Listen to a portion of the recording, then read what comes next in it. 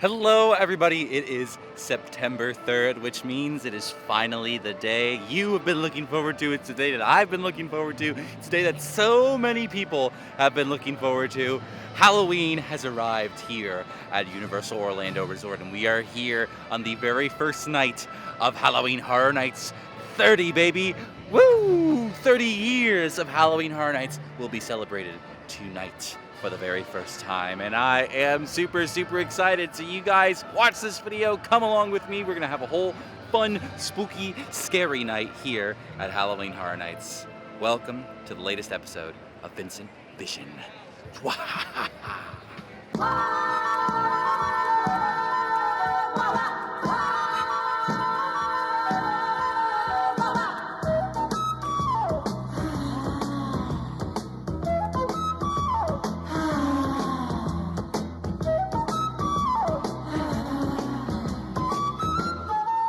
So it's 4:47, the event starts at 7 o'clock, but I think I'm already late. There are so many people here decked out for the event. This is a really big year. The event got canceled last year, and now we are getting a proper 30th anniversary of Halloween Horror Nights. Oh, my bad. Universal actually closes at 5 o'clock, and then Horror Nights is going to start at 6:30. So I don't have to wait out here as long as I thought I was going to, because it is really hot and it's really busy. It is starting to rain, but little baby drops, so hopefully it just stays like this. Otherwise, I'll just hide under my jacket. Yeah, it's raining pretty bad. To usher you into a celebration of gore-filled storytelling. It's time to face your fear, to take a chance with Lady Luck and see if you can survive the mayhem of my Carnage Factory. Let me hear you scream!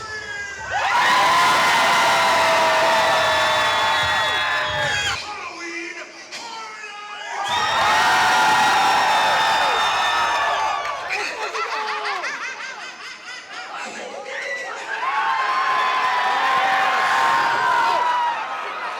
We're in Halloween Horror Nights. Ooh, didn't miss that.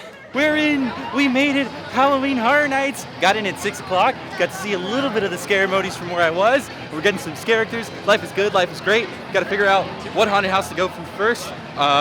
It's got to be HHN Icons, right? We got to do the Icons house, right? Let's do it. Let's go! Oh my God.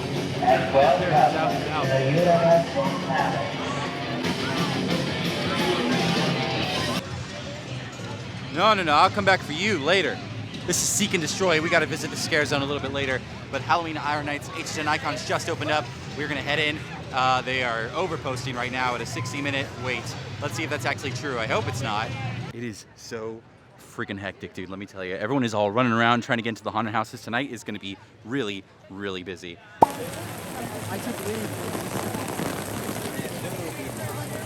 Yeah, this kind of sucks. But we're here. We made it. Under the cover.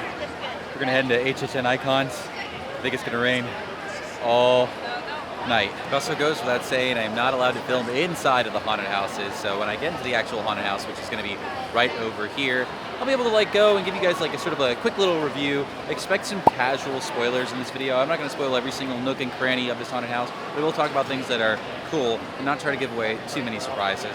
So we're gonna head into our first house of the night, which is gonna be HHN Icons. I don't know how long I actually waited. I don't think it was an hour. Probably more about 30-ish minutes, but standing in the rain made it feel like I was out here for 2 days. So let's go inside the haunted house and let's buy a hat afterwards.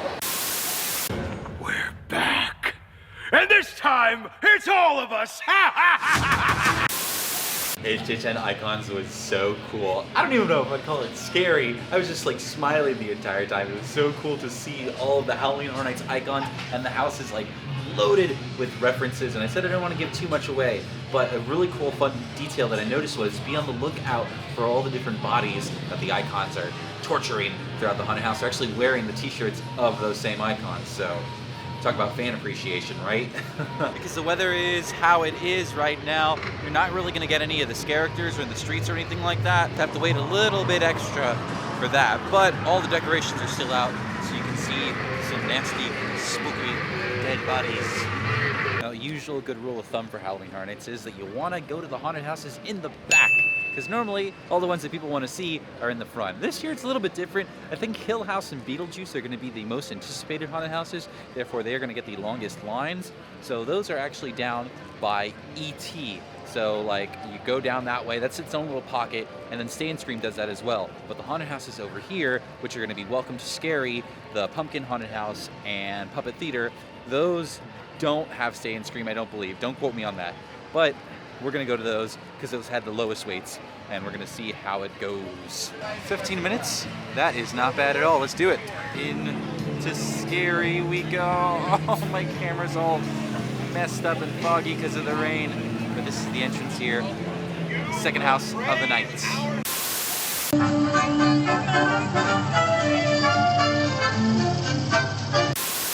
Scarey was pretty cool. It's pretty cool. It was a little shorter than I expected, but I did recognize a lot of the haunted houses that I had actually been in years prior. Like, you're gonna see the Hive, you're gonna see Leave It to Cleaver, there was the Orphanage, which was a haunted house that used to be in the Jaws queue. Oh my gosh, it was so long ago. And there's a little bonus appearance by Cindy, one of the original unused icons. She's kind of up there with Eddie as far as an icon that never fully got their year. So you're gonna get to see Cindy, which is really, really cool. Oh, there was also the Wyandotte Estate, which was a Legendary Truth haunted house. So I'm curious to see if the Legendary Truth house was over here, what the Legendary Truth house is gonna be like. Because I could have sworn, I swore that was gonna be in that Legendary Truth house, but who knows? We're gonna head over to Wicked Growth, which is down this way. If you're someone who's never done Halloween Horror Nights before, be prepared for really, really, really long lines. This is a super cool entrance. We are heading into Wicked Growth, which is not 40 minutes. This is not bad so far. So good. We're doing okay.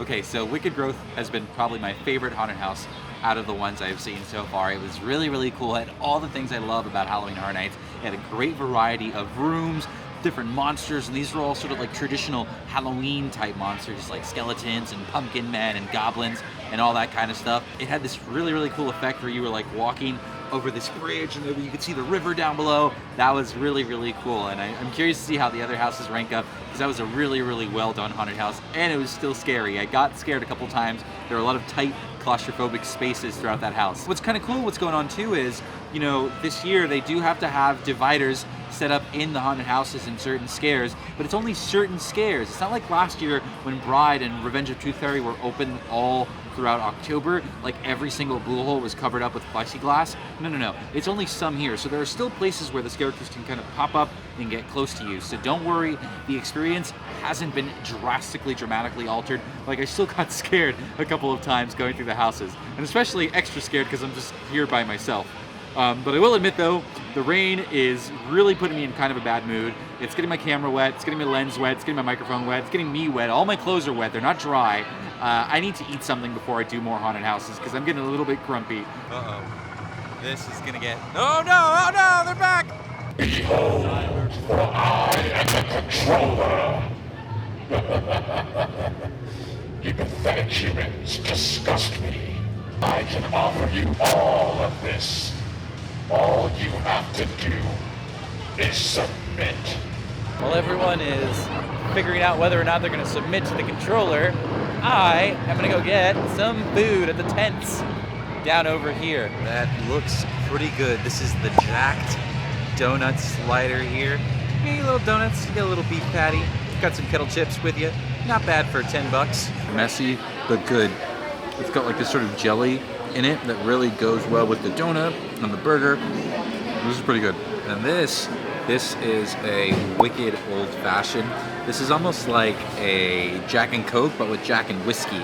Wait, sorry. It's got some sort of bitters that old fashions would normally have, and this is pretty good too. And if you're at Horror Nights and you're an adult, you're probably gonna want to grab a drink. Texas Chainsaw Massacre It's posted at a 45-minute wait right now, so let's give it a shot. Let's see if it's actually 45 minutes. Out of all the haunted houses, this is probably my most anticipated in the sense of the one that I think I'm going to be the most scared of, because I don't really like Leatherface. I think he is very scary, he is very tall, very big. So I'm excited but not excited to go through this haunted house on my own. The entrance is right here. I'll tell you how Texas Chainsaw Massacre went right after this.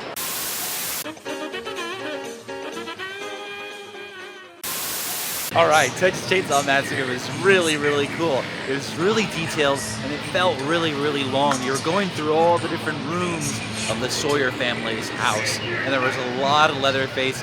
It wasn't like super scary. Maybe I just had some bad timing, but I did get scared a couple times. But it wasn't as scary as I thought it was going to be, thank goodness, because if it was really, really scary, I would have had a freaking heart attack in that haunted house. The coolest room is definitely the finale. You're going through all these narrow hallways, and Leatherface is literally popping out in every corner. This one was really, really cool. Really well done, really well detailed. I like this one quite a bit. If I can make it, I got 5 minutes to spare to make it over to the nighttime show, which looks pretty busy, but the good thing is with this Lagoon show, it's pretty easy to get a decent spot and see a good chunk of the show with no problems. In we go into the marathon of mayhem.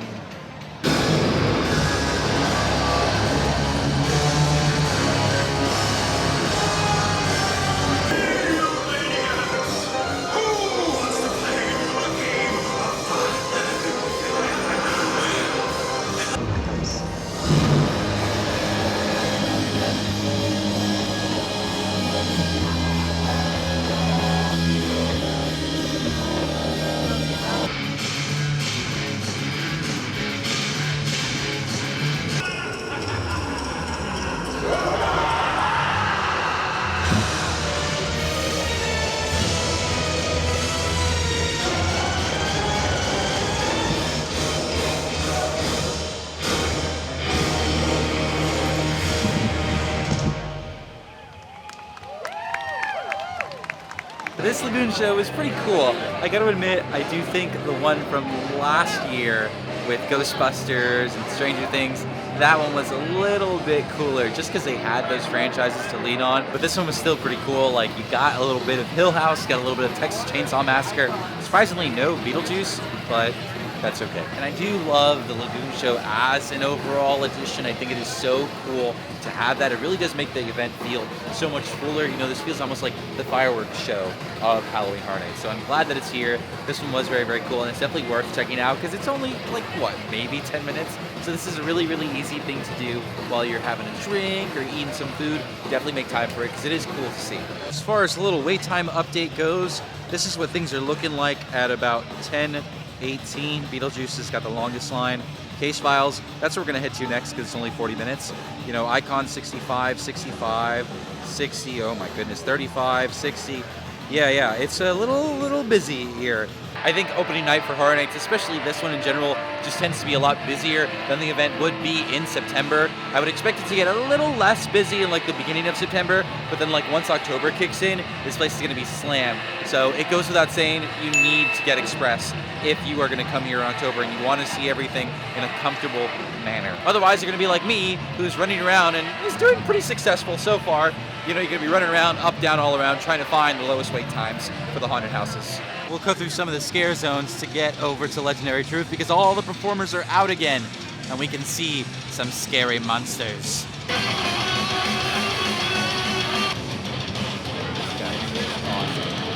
This guy's the star of the show right now.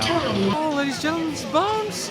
Halloween Horror Nights icon hanging out here. That's right, buddy. Oh, I know who you are. Uh-oh, okay. Bones getting a little too close for comfort here. Indeed. Ooh, I wonder what food they're serving at this one. Oh, not very interested. Oh my gosh. Look at that guy over there. Oh, here come the chainsaws. Oh my gosh, that's Eddie. Whoa. Let's head into Case Files Unearthed. Legendary Truth. Right over here. This is a really bright sign. Now, I will admit, Case Files is really kind of on the bottom of my least anticipated. I didn't really know anything about it, but I've been hearing good things about it, so I'm excited to see the haunted house myself.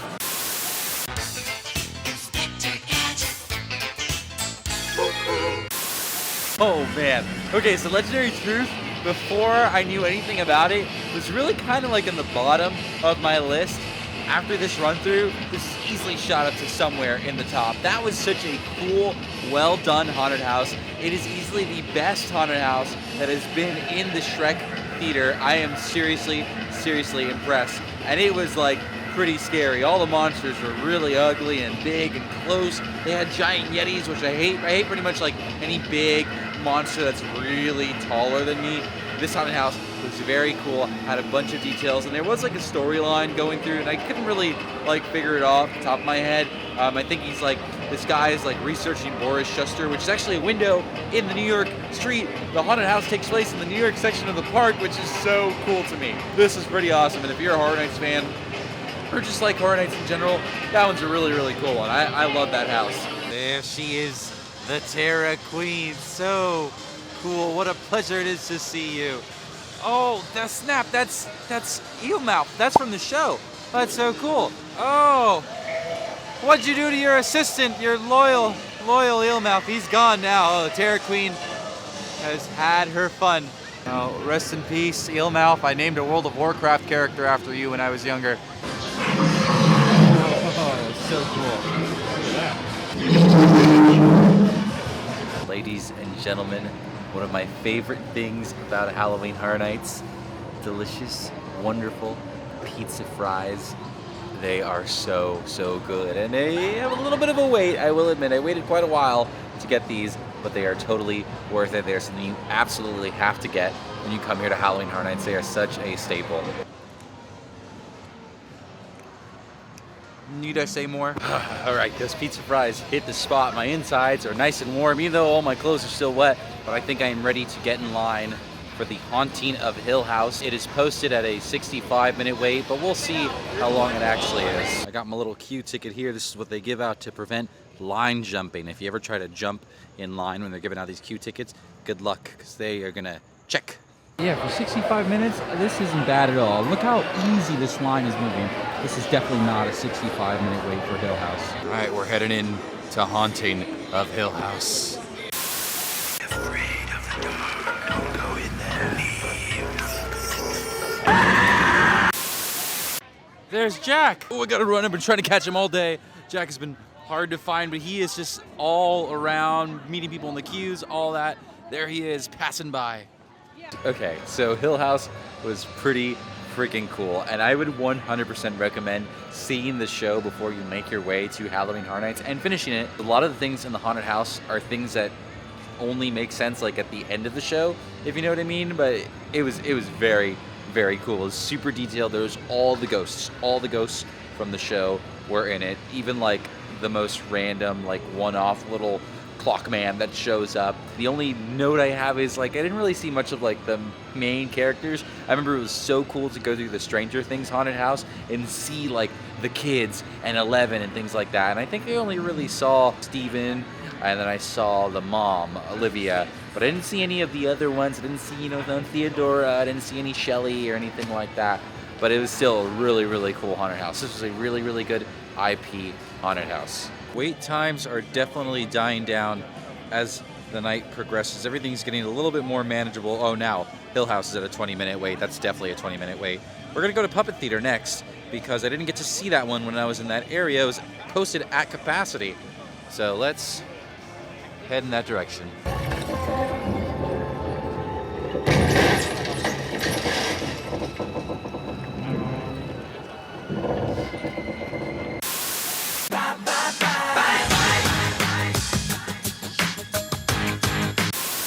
Puppet Theater rocked. The sets were really cool. The performers were all on their A game. I got scared like 3 or 4 times throughout the haunted house.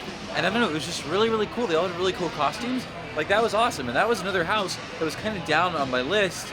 That really hyped up. That's easily top 5 for me. I really enjoyed that house. And I would go in it again if I had the time. It's 1 o'clock. I gotta go to the front. I wanna get out of here. I gotta work on this video, but I still have a lot more to see. I will definitely be coming back to Halloween Horror Nights, but I think I haven't gone through CrypTV yet, so we'll head through there and head towards the front of the park and wrap this video up. This is an area I still haven't seen any of these videos, but that's okay, because they got all the characters out.